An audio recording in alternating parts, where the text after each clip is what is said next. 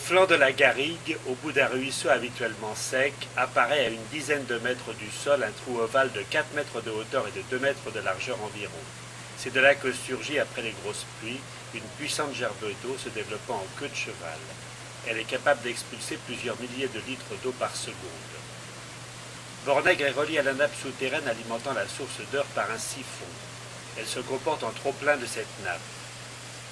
S'il pleut durablement, on observe dans le lit du torrent une douzaine d'exurgences secondaires se mettant à couler les unes après les autres. Ce sont les boulis douces. Ils sont bien connus des gens du pays.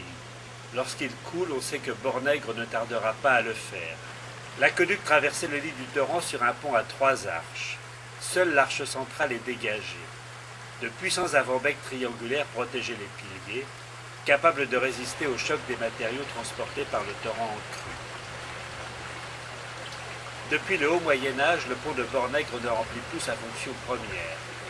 Le vieux pont devint un moyen de passage. On l'empruntait pour franchir le torrent. Le tablier est creusé profondément par les pieds des chevaux et le cerclage en fer des roues de charrette.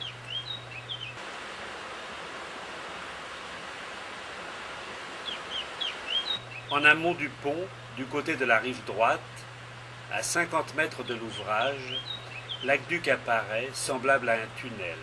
Il s'agit d'une portion de canal construite au fond d'une tranchée recouverte ensuite de terre.